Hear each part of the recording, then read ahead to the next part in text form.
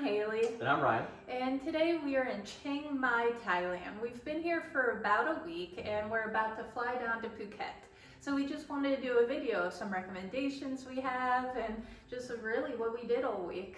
Yeah, so some of the things we did 2 tours that involved elephants. So 2 elephant sanctuaries. We went to a national park and we also went to a temple tour that included the Golden Triangle.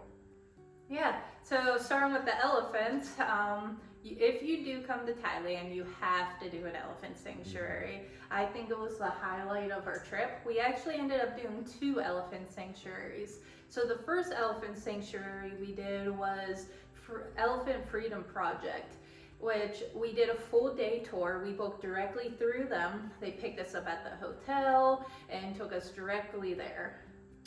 Yeah, so once we were there, it was a nice little small group and a nice little area, kind of rural up in the countryside outside of Chiang Mai.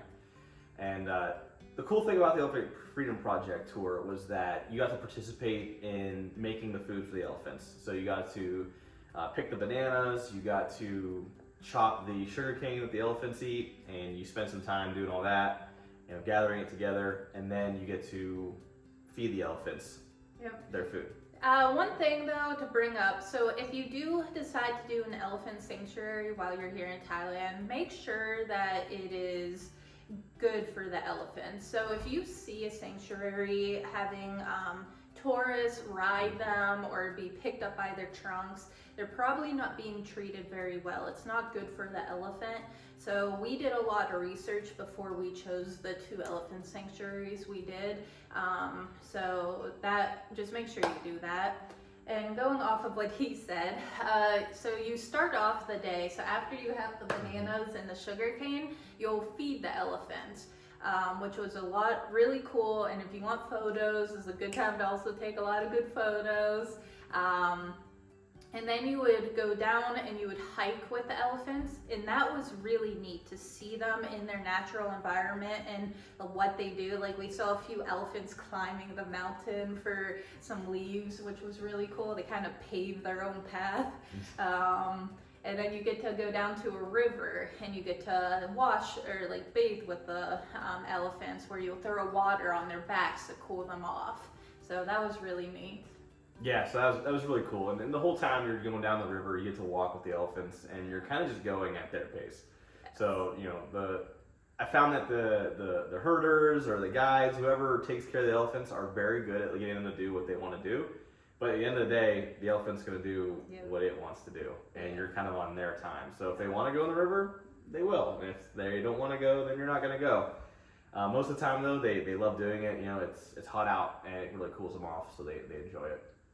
After the time at the river, the elephants walk back, and then you get picked up, and you go to a waterfall. I don't know the name of the waterfall. I know that it was close to the sanctuary, but it was nice to, a short hike to the waterfall, and then you get to climb in it and swim around and cool off yourself. So and what was cool about the going to the waterfall was you kind of got a ride in the back of a truck, so just know that's the thing. It was kind of cool. You just like a old Hilux pulls up and you get to jump in the back and they just take you on a little trip. No questions asked. It was just cool. Going on to the other elephant sanctuary. So this one was kind of a part of a tour. It was a 3-part tour where half the day, the beginning of the day, you spent at Green Elephant Sanctuary, and then after we went to the national park and another waterfall, like a hike to another waterfall. So with the Green Elephant Sanctuary, so this is just my preference. They both were amazing, but I actually preferred the Green Elephant Sanctuary, even though it was only a half a day, because there was a lot more interaction. So with both are very good sanctuaries, and we recommend doing both. But with the Green Elephant Sanctuary, what was cool is when feeding them the sugarcane and bananas, you actually kind of got to feed them in their mouth, which was neat, instead of just their trunk. And you were among them all. So with the other sanctuary, there was a barrier, so they couldn't go up to you. You just fed them through their trunk. Where this one, you were up with them, so they would let you pet their shoulders, and you got to kind of feel what the elephant felt like with the little hairs. and so it was just a lot more interactive. I did like that. You also, during that half-day tour, you can watch them in the river too. Yeah, so kind of the same deal, after you feed them, they give you a little satchel with all the food. It's already pre-made, you don't have to chop it yourself, but then you feed them, and then you walk them down a very short distance down to the river. And kind of the same thing, you just throw some water on them, they love it, it's really fun for everybody. And then afterward, you eat food, you eat your lunch there. Pad Thai both places, and that's probably the popular thing to feed the tourists. So it's good though, they do a good job. And then you all load up into the van and you head off to a national park. Yeah. So at the national park, it's the highest point in Thailand. So it was really neat. There's some good overviews. You kind of do a little walk and you can take a picture with the highest point. There's a nice sign there. So that was really neat. You learned a little bit of history, and then you can talk about Yeah, so you see the highest point, and then just a short drive down from there, still within the national park, there's 2 pagodas. Again, I don't know the name of the pagodas. We weren't even expecting to go there. It was kind of a nice surprise. They stopped, we got out, the ticket's already paid for, and then you get 40 minutes to go check them out. So they were both beautiful, very large. A beautiful garden surrounding them, so great for photos, great for just kind of soaking in the scenery. You get 40 minutes to explore that, and then you head a little bit further down the mountain, and you have the option to go on a small hike. Yeah, the hike I absolutely loved. It was really cool having a tour guide that knew the area well. Like, he was showing us even little plants that would kind of clench up when you touch them, and he would call all the spiders Spider-Man. Absolutely love the guide for this hike. He's a local guide, so the local village in that area, they're a kind of an ethnic group that's separate from other Thai. So they live up in the mountains, they have their own way of doing things, their own language, and I believe they're called the Karn people. Could be pronouncing that wrong. But it was really special to have him kind of take us through a short hike. If you do want to do the hike, if you do the same tour that we did, make sure you bring shoes. So I was even debating, I wonder if I could just do this in my Birks, and I'm glad I brought tennis shoes and wore the tennis shoes. So the hike's about a 2.5 mile hike. It's one way, so it's not hike there, hike back. It's one way, and you go to a really beautiful waterfall. But it's not just going to seeing one waterfall. You actually kind of see multiple waterfalls because you're ultimately kind of going along the river in a way, and you'll see a small waterfall and then another waterfall and then the really big waterfall. And you get a lot of nice photos there. And then after the waterfall, you get to hike next to some coffee tree plants. I don't know if they're a plant or tree, kind of like a tree though. And you can see a mango tree. And at the end, they kind of go over how the coffee is made, with the the beans inside this red part, and you can at the end they let you taste light roast, medium roast, different teas that all come from the coffee beans. So that was really neat. Yeah, so that tour was incredible. It was probably one of the most inclusive ones we did, including the most amount of things, and was very diverse. The other tour that we participated in was a temple tour that included the White Temple in Chiang Mai. Yeah. And that was also a great tour, highly worth it. It took us to the White Temple, and it also took us to a really older temple. An older temple and the Golden Triangle as well, which is a really nice addition. With the White Temple, I recommend it. Definitely if you're coming from the United States, it's going to be very shocking.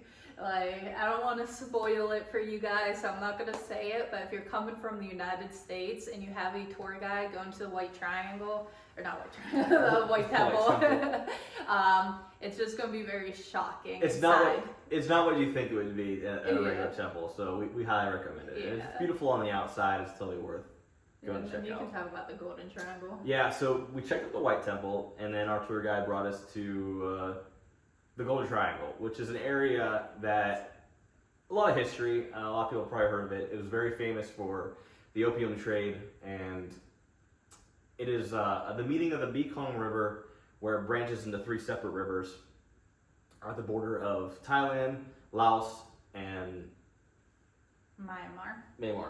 Yeah. Yeah, I think so. Yeah. Oh no, Burma. No, it's Myanmar. It's Burma. We'll put a map up, okay?